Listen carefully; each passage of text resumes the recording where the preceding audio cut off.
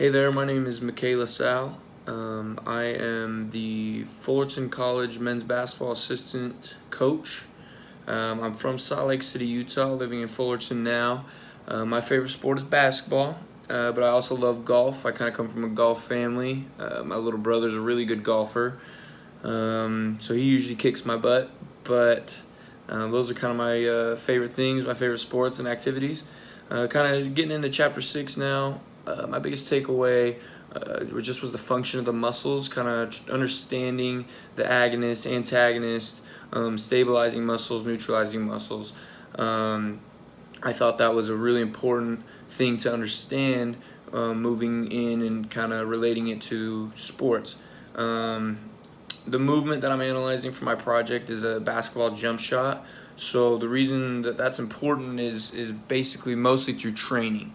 You know, I'm now able to go to my athletes and explain why form is so important in the weight room, especially is so important. If I'm doing a squat, I don't want to, alter my form to get more weight up, because now you're just mistraining those muscles. So, a lot of people focus on the agonist muscle, on the agonist muscle of whatever movement it is. You're doing bench press, and you're really just trying to push that up and work your chest and everything like that. But there's all these other muscles that are stabilizing, the antagonist muscles that are controlling the movements, and things like that. And being able to explain that better will really help me portray to my athletes, the importance of things, specifically to the jump shot. If I want to improve the range of one of my athletes' jump shots, so they can shoot further and stuff, a lot of that power comes from the legs.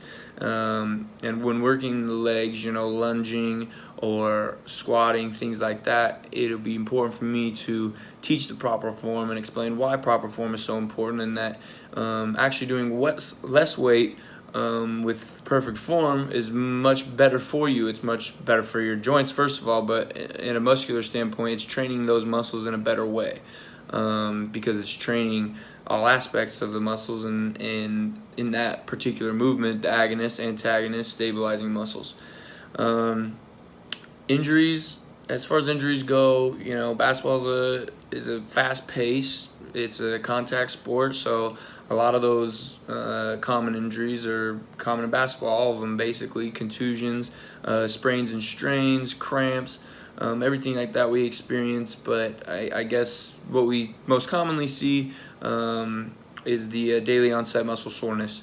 Because we're in the weight room 3, 4, 5 times a week, depending on the time of the season, and our guys get sore, especially at the beginning when we're just getting them onto campus, or it's a freshman and they didn't really lift much of their high school, and they're just learning how to lift and learning how to condition at the level we condition at the hard intensity that we condition at. So they experience that muscle soreness, and as well as on the core workouts, everything like that, they're basically sore all year.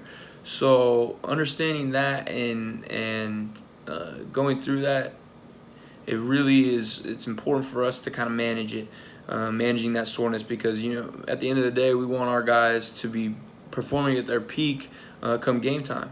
So if they're just sore as heck from the day before weights, or whatever may be weights that week, then they're not going to perform at their peak. So we really got to keep an eye on and try to manage their loads, as far as practice, their loads as far as the weight room, things like that, and kind of just manage our time around the games and things like that.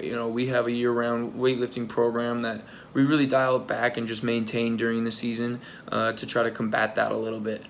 We still want to get in the weight room, but we don't want these guys being sore, and they're less strong. Their steps slow because of their muscle soreness. They're going to be sore as it is because of the games, because of the rigors of the season. So understanding those injuries is important, and not overworking them where they're more likely to pull a muscle or sprain an ankle, things like that. Getting into concentric and eccentric muscle action.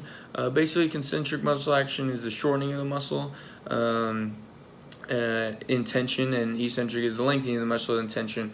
For example, if I'm going to take a jump shot and I'm lifting up onto my toes, my calf muscle is shortening to provide, it's shortening and constricting to provide that power to lift up as as you lift up onto your toe.